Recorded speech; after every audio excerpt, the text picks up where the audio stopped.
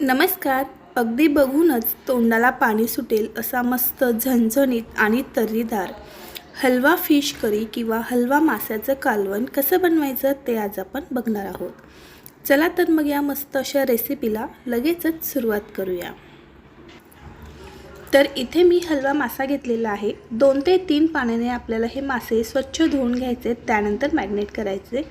आता यामध्ये आपल्याला पाव टीस्पून हळद, 1 चमचा लाल मिरची पावडर, 1 चमचा धने पावडर आणि चवीनुसार मीठ घालायचं आहे. त्याचबरोबर अर्धा लिंबाचा रस यामध्ये घालायचा. बरेच वेळा काय होतं, माशांचे आपण जेव्हा करी किंवा कालवण बनवतो तेव्हा माशांचा जो पूर्ण फ्लेवर आहे तो रश्यामध्ये उतरला जातो आणि जे मासे आहेत ते बेचव लागतात. त्यामुळे बरेच लोक फिश फ्राय करतात, फिश करी न करता. तर असं होऊ नये यासाठी आपल्याला माशांना सुद्धा असा मस्त असा मसाला लावून घ्यायचा आहे.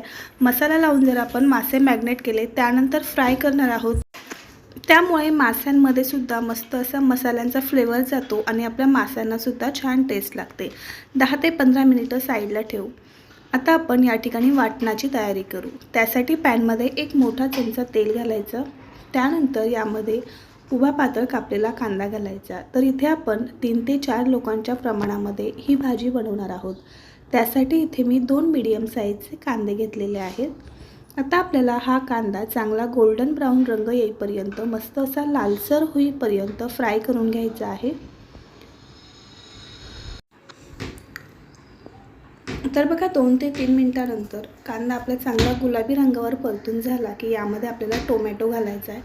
टोमॅटो आपण असा वाटणामध्ये घातला तर आपल्याच्या ग्रेव्हीला रंग मस्त येतो आणि चवही छान लागते.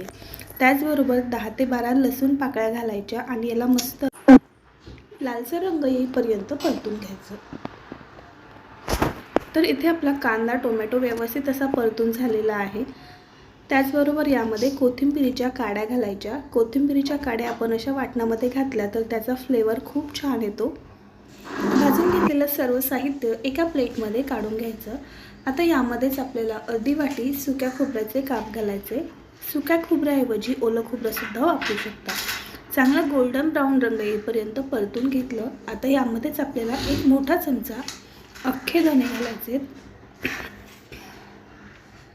धने पावडर घालण्यापेक्षा असे अख्खे धने जर आपण घातले तर धन्यांचा जो फ्रेश फ्लेवर आहे तो आपल्या भाजीमध्ये छान येतो आणि भाजीला चव छान लागते. आता भाजून घेतलेलं सर्व साहित्य एका मिक्सरच्या भांड्यामध्ये काढून थंड करून घ्यायचं. आता त्याच पॅनमध्ये 2 मोठे चमचे राईचं तेल घेतलेलं आहे. तर आजची आपण ही फिश करी राईच्या तेलामध्ये बनवतोय. यामध्ये याचा स्वाद खूप छान लागतो. राईचं तेल आपण जेव्हाही वापरतो तेव्हा आपल्याला हे तेल असा धूर निघेपर्यंत एकदम कडकडीत गरम करून त्यानंतर कोमट करायचं आहे. त्यानंतर यामध्ये फिश फ्राय करण्यासाठी ठेवायचं. भाजून घेतलेलं सर्व साहित्य मिक्सरच्या भांड्यामध्ये काढून घेतलं. थंड झाल्यानंतर आवश्यकतेनुसार पाणी घालून याचं वाटण तयार करायचं. आता खालच्या साईडने बघा आपली फिश व्यवस्थित अशी फ्राय झाली आहे. खूप जास्त फ्राय करायची नाही, कारण आपण करीमध्ये सुद्धा ही फिश शिजवून घेणार आहोत. तर 2 मिनिटं हाय फ्लेमवर मी खालच्या बाजूने फिश व्यवस्थित फ्राय करून घेतलेली आहे. तर याच पद्धतीने दोन्ही साईडने फिश आपण फ्राय करून घेऊ. तर आता कढईमध्ये आपल्याला 2 ते 3 मोठे चमचे राईचं तेल घालायचं आहे. तेल आपल्याला चांगलं कडकडीत गरम करून त्यानंतर कोमट करून घ्यायचं. तेल कोमट झालं की यामध्ये आपल्याला तयार करून घेतलेलं कांदा खोबऱ्याचं वाटण घालायचं आणि 3 ते 4 मिनिटं या वाटणाला चांगलं तेल सुटेपर्यंत परतून घ्यायचं. वाटण आपण जेवढं व्यवस्थित परतलं जाईल तेवढी चव आपल्या भाजीला छान येते. तर या ठिकाणी बघा मस्त तेल सुटेपर्यंत आपलं वाटण या ठिकाणी परतून झालेलं आहे. आता यामध्ये आपण मसाला घालू. तर या ठिकाणी घरगुती काळा मसाला घातलेला आहे. 1 चमचा लाल मिरची पावडर, आवडीनुसार कमी अधिक करू शकता. आता हा मसालासुद्धा आपण वाटणामध्ये 2 ते 3 मिनिटं चांगला परतून घेऊ, म्हणजे मसाल्यांचा कच्चेपणा पूर्णपणे निघून जाईल.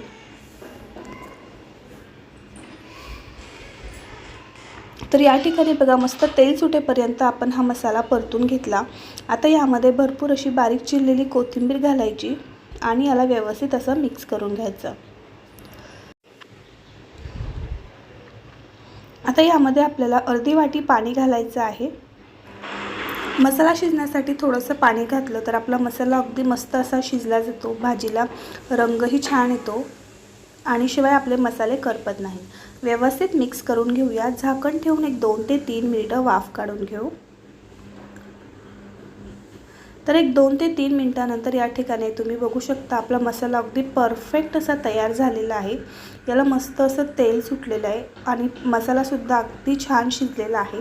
याला व्यवस्थित आपण मिक्स करून घेऊया आणि यामध्ये आपण आता जे मासे फ्राय करून घेतलेले होते ते घालायचे। अगदी हलक्या हाताने अलगद आपल्याला मसाल्यामध्ये मिक्स करून घ्यायचे। त्यानंतर ग्रेव्हीसाठी यामध्ये आपल्याला 1 ते 1.5 ग्लास पाणी घालायचं। पाणी घालताना शक्यतो कोमट किंवा मग गरम पाण्याचाच वापर करावा, म्हणजे आपल्या भाजीची चव बिघडत नाही आणि भाजीला रंग देखील छान येतो। अगदी हलक्या हाताने व्यवस्थित मिक्स करून घेऊ। त्यानंतर चवीनुसार मीठ घालूया। फिश करी आपण जेव्हा बनवतो तेव्हा अगदी हलक्या हाताने आपल्याला ही ग्रेव्ही मिक्स करायची, नाहीतर मग आपल्या फिश जे आहेत ते तुकडे होऊ शकतात।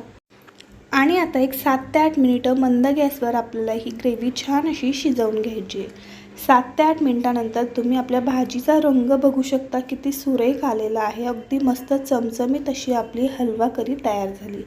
या पद्धतीने तुम्ही सुद्धा ही रेसिपी नक्की ट्राय करा। रेसिपी आवडली असेल तर लाईक, शेअर आणि सबस्क्राईब नक्की करा।